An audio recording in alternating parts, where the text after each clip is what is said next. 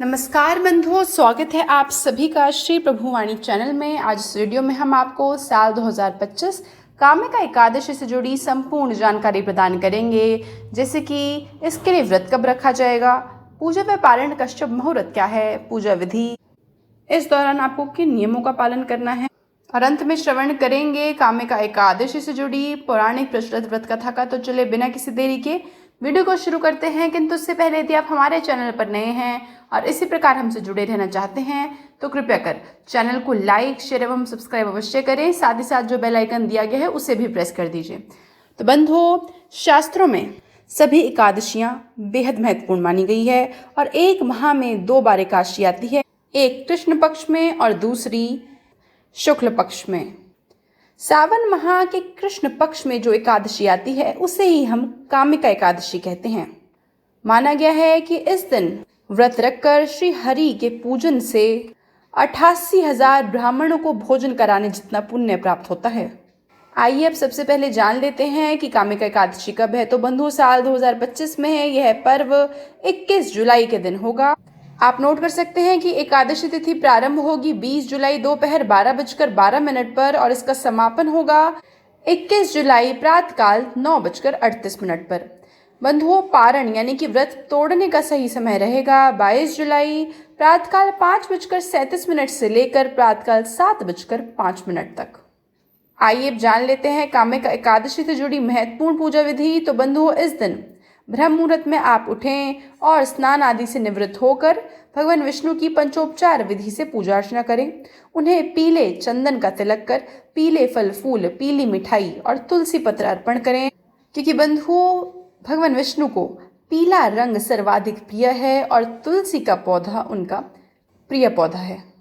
पूजा के दौरान हम ओम नमो भगवते वासुदेवाय नमः मंत्र का जाप करें और व्रत कथा कर पाठ करें।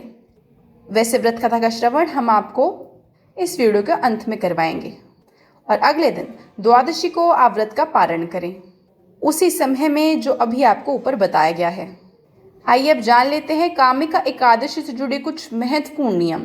तो बंधुओं, इस दिन आपको चावल यानी कि अक्षत नहीं खाना है और दाल, मूली, बैंगन, प्याज, लहसुन, शलगम, गोभी, सेम के सेवन से भी आप इस दिन बचें।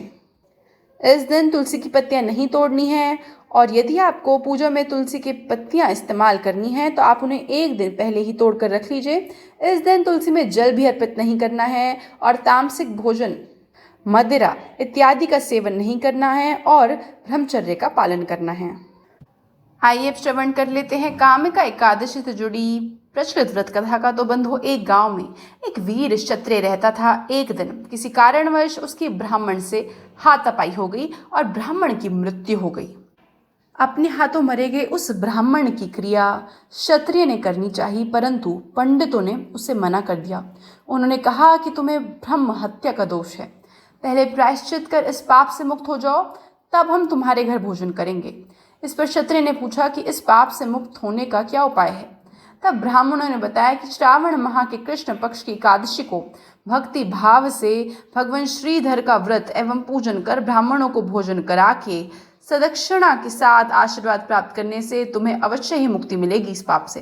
पंडितों के बताए हुए तरीके से व्रत करने वाली रात में भगवान श्रीधर ने क्षत्रिय को दर्शन देकर कहा कि तुम्हें ब्रह्म हत्या के पाप से मुक्ति मिल गई है।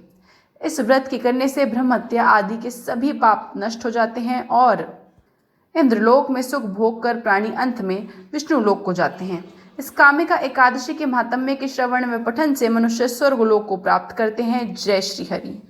तो यह थी बंधुओं आगामी कामिका एकादशी से जुड़ी संपूर्ण जानकारी। आशा करती हूँ वीडियो आपको बहुत पसंद आई होगी। वीडियो देखने के लिए आपका आभार।